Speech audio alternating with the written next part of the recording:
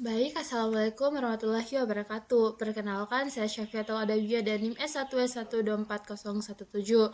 Pada kesempatan ini, saya akan mempresentasikan hasil saya dengan menggunakan aplikasi Rapid Minute untuk penerapan klasifikasi kanker payudara dengan menggunakan algoritma decision tree. Nah, langsung saja di sini, kenapa saya mengambil dataset dengan tema kanker payudara?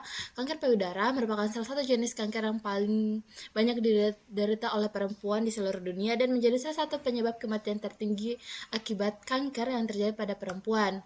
Nah, tingginya angka kematian kanker payudara menuntut adanya metode deteksi dini yang akurat guna meningkatkan peluang kesembuhan pasien yang secara signifikan. Nah, deteksi dini yang dapat memungkinkan penggunaan medis yang dilakukan pada tahap awal sehingga menekan angka kematian akibat kanker payudara secara lebih efektif. Nah, perkembangan teknologi informasi khususnya di bidang kecerdasan buatan dan data mining telah membuka peluang baru dalam membangun sistem yang mendukung kemampuan medis yang mampu membantu proses diagnosis kanker penyakit secara otomatis. Nah, data mining merupakan kumpulan data berukuran besar untuk menemukan pola tersembunyi yang akan digunakan dalam proses pengambilan data atau proses pengambilan keputusan. Salah satu teknik data mining yang digunakan pada bidang medis adalah klasifikasi, yaitu proses pengelompokan data ke dalam kelas-kelas tertentu berdasarkan atribut yang dimiliki. Nah, algoritma di sini yang saya gunakan seperti saya bilang tadi, di sini ada algoritma decision tree yang merupakan salah satu metode klasifikasi yang paling populer di data mining karena menghasilkan model yang bentuk pohon yang mudah dipahami dan diinterpretasikan. Algoritma ini bekerja dengan membagi data secara rekursif berdasarkan atribut yang memiliki nilai informatif tertinggi sehingga menghasilkan aturan-aturan keputusan yang dapat digunakan secara untuk melakukan prediksi ke kelas baru. Nah, sedangkan Rapid Mender merupakan salah satu platform data mining yang banyak digunakan dalam penelitian karena menyediakan visualisasi antarmuka yang memudahkan proses processing data hingga evaluasi model tanpa memerlukan pemrograman yang kompleks. Nah, penggunaan Rapid Mender pada penelitian ini dapat mempermudah implementasi algoritma decision tree serta mempercepat proses analisis data klasifikasi kanker payudara. Berdasarkan latar belakang tersebut, penelitian ini bertujuan untuk mengklasifikasi diagnosis kanker payudara dengan menggunakan algoritma decision tree pada aplikasi Rapid Mender dengan memanfaatkan dataset Wisconsin Detection Breast Cancer atau yang disingkat WDBC dari UC Machine Learning Repository. Nah, hasil penelitian ini diharapkan dapat memberikan kontribusi dalam pengembangan sistem deteksi dini kanker payudara data mining yang akurat dan mudah diimplementasikan. Nah, dalam penelitian ini saya menggunakan pendekatan eksperimental berbasis data mining dan menerapkan algoritma decision tree untuk melakukan klasifikasi diagnosis kanker payudara. Penelitian ini dilakukan secara bertahap mulai dari identifikasi masalah, pengumpulan dataset, processing, pemodelan, klasifikasi hingga evaluasi model sehingga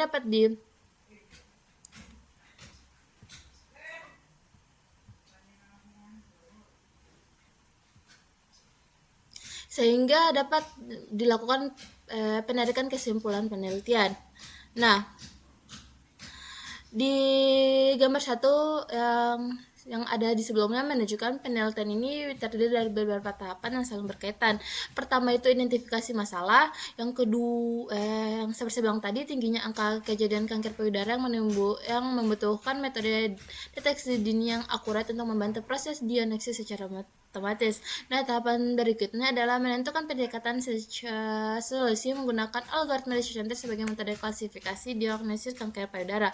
Nah, proses pengembangan menggunakan aplikasi Rapid Mender sebagai alat implementasi digunakan karena dapat menampilkan visualisasi sederhana sehingga mempermudah proses processing data, pemodelan, evaluasi, dan tahap implementasi. Nah, dengan menggunakan data WDBC atau sebagai data penelitian, di sini diharapkan Dapat dilakukan pengukuran dengan menggunakan cross validation, coefficient matrix, akurasi, recall, dan kappa Holland untuk mengetahui performa model klasifikasi yang kita bangun. Nah, tahap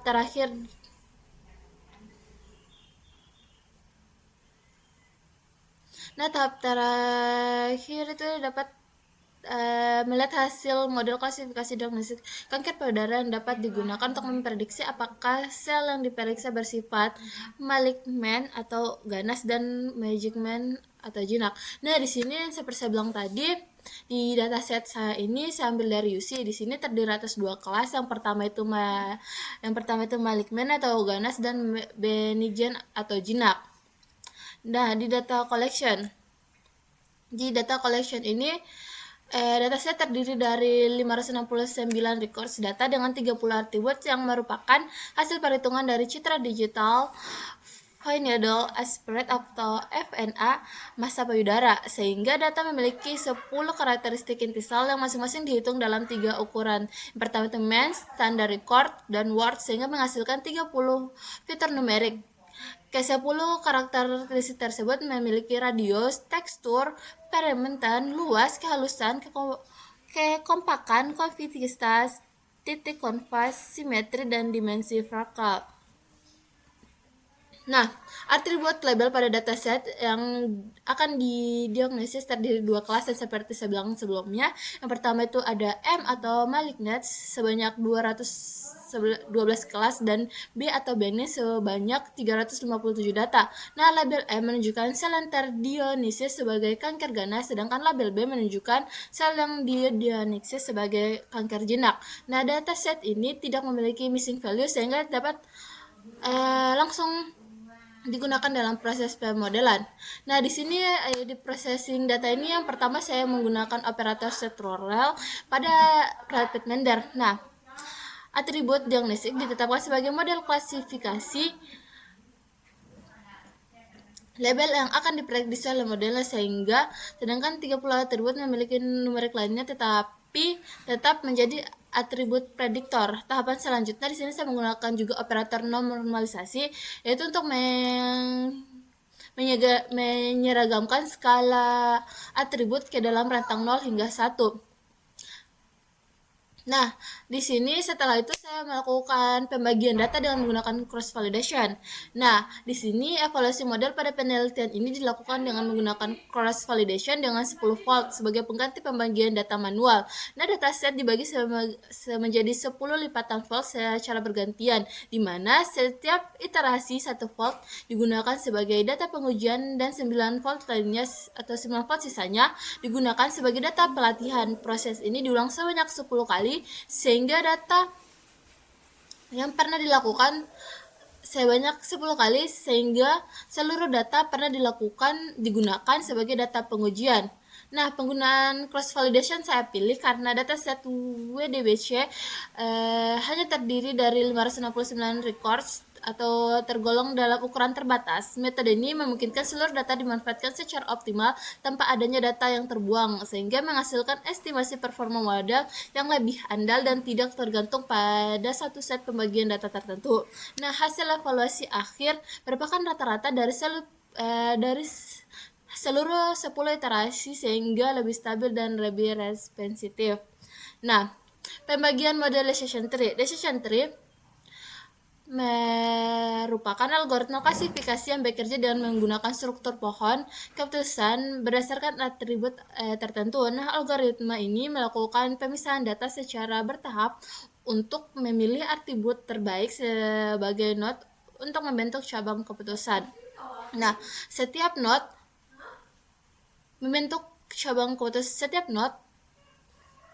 pada pohon keputusan mempresentasikan atribut tertentu, sedangkan leaf node menunjukkan hasil klasifikasi akhir untuk yaitu dua kelas tadi. Yang pertama itu ada M dan B. Nah, berdasarkan kompensasi tersebut dilakukan pengukuran performa model beberapa matriks evaluasi. Yang pertama bisa menggunakan akurasi, recall, precision, dan kapakon. Akurasi merupakan rasio jumlah prediksi yang benar terhadap keseluruhan data, sedangkan precision merupakan rasio jumlah prediksi positif yang benar terhadap keseluruhan prediksi positif yang dihasilkan model yang dihitung dengan menggunakan persamaan. Yang ketiga itu ada recall, yang menunjukkan rasio jumlah prediksi positif yang benar terhadap keseluruhan data aktual positif yang dihitung dengan persamaan, yang kita bisa lihat pada yang bisa dapat dilihat pada penulisan saya. Nah, selain itu di sini juga saya menggunakan Kapakon untuk mengukur tingkat kesepakatan antara hasil prediksi model dengan label aktual kemungkinan yang tebakan acak. Nah, nilai kappa yang semakin mendekati 1 menunjukkan performa model yang semakin membaik dan tidak sekedar bergantung pada distribusi kelas data. Nah, keempat matriks evaluasi tersebut digunakan secara bersamaan untuk mendapatkan gambaran yang lebih komprehensif mengenai performa model klasifikasi mengingat penggunaan akurasi saja belum cukup untuk menggambarkan kualitas model. Nah, di sini ada evaluasi model. Untuk evaluasi performa model klasifikasi menggunakan koefisien matriks 2x2 untuk membandingkan hasil prediksi model dengan label aktual. Koefisien matriks terdiri dari 4 komponen, yaitu true positif, true negatif, false positif, dan false negatif. Nah,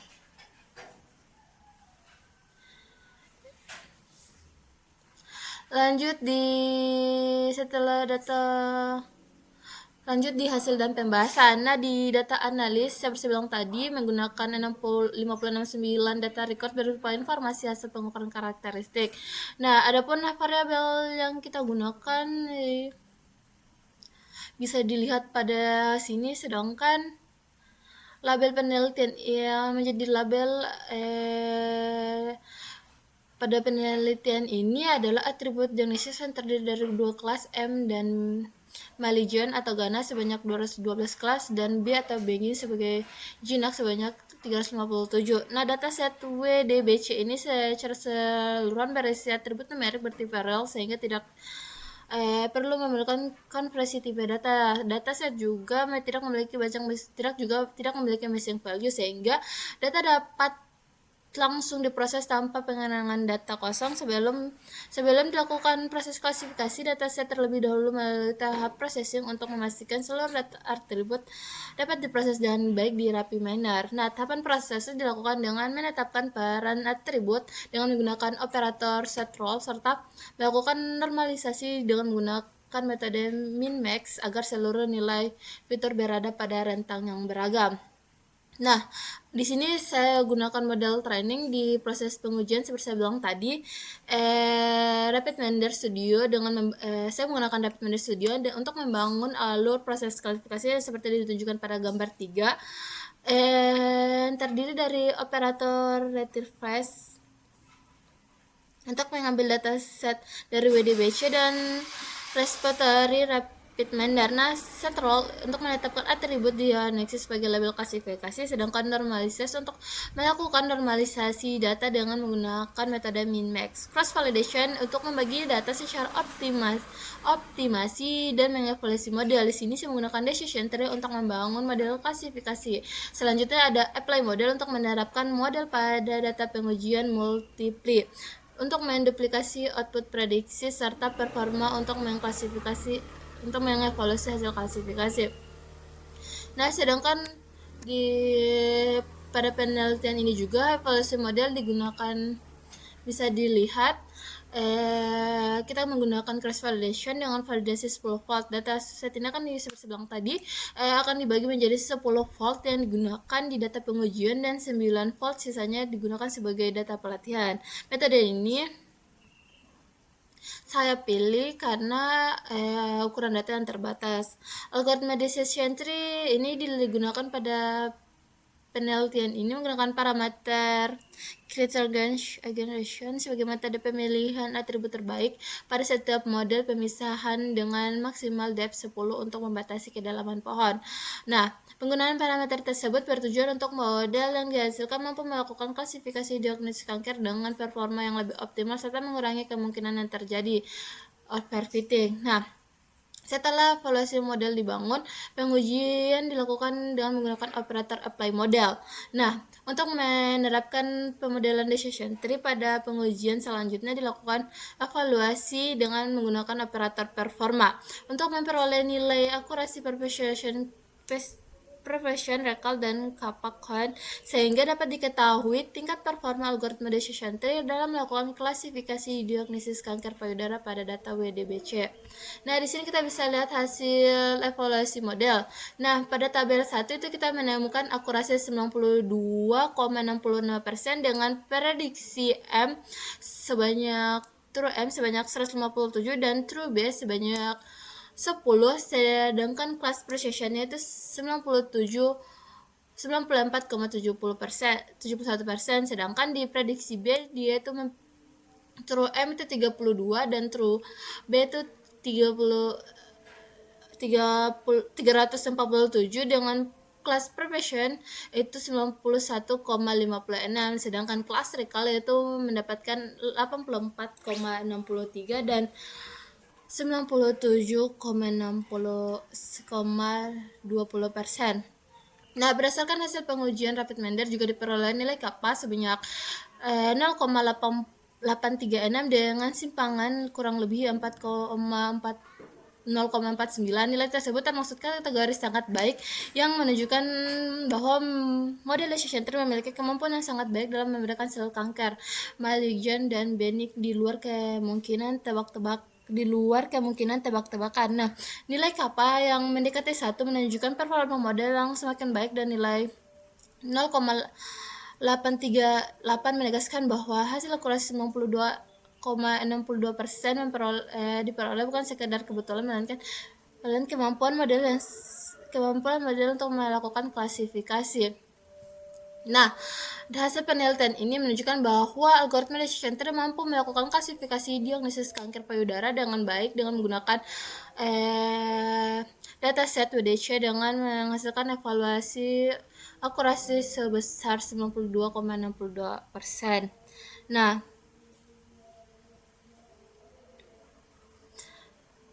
meskipun demikian, nilai recall pada kelas malign sebesar 83 masih lebih rendah dibandingkan dengan recall kelas B yang 97,20%. Kondisi tersebut dapat menunjukkan bahwa model masih mengalami kesalahan dalam mendeteksi beberapa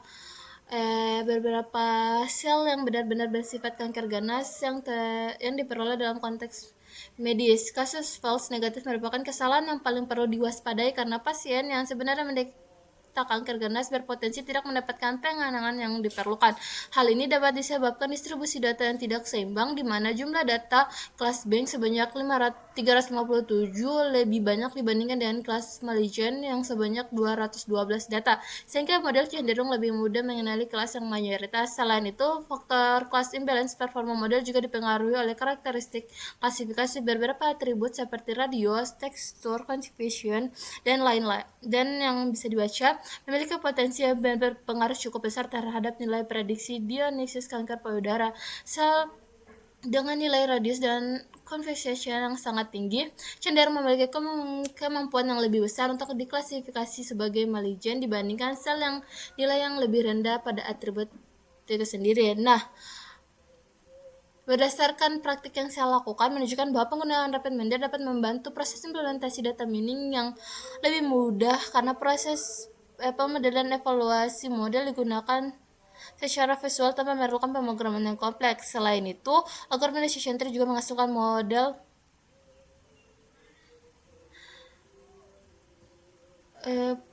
dalam bentuk pohon keputusan yang baik dan mudah dipahami.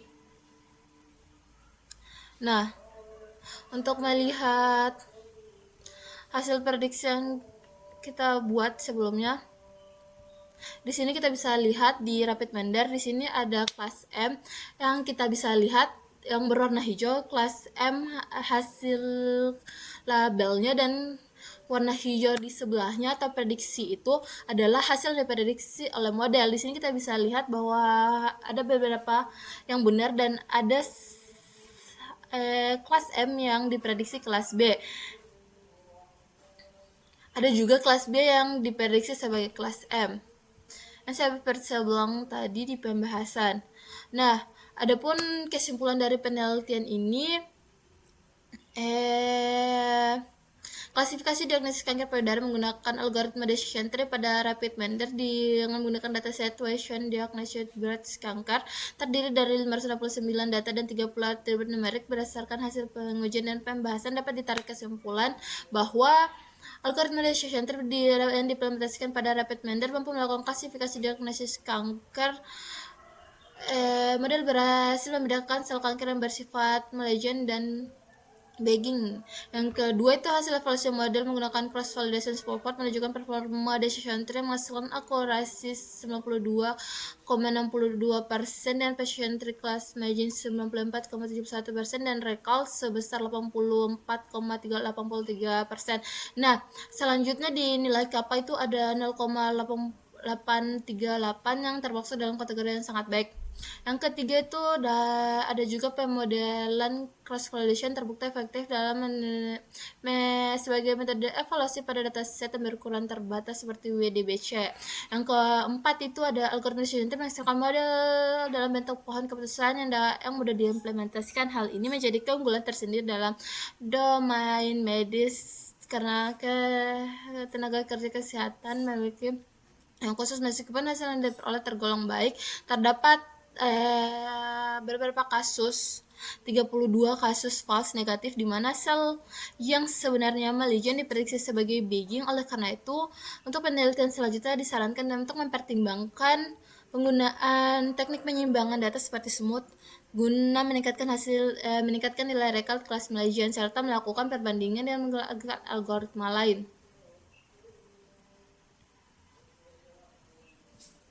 Nah, adapun saran dari penelitian ini, yang pertama itu penelitian selanjutnya seperti bilang tadi, penelitian disarankan untuk menggunakan metode smooth guna mengatasi permasalahan ketidakseimbangan data.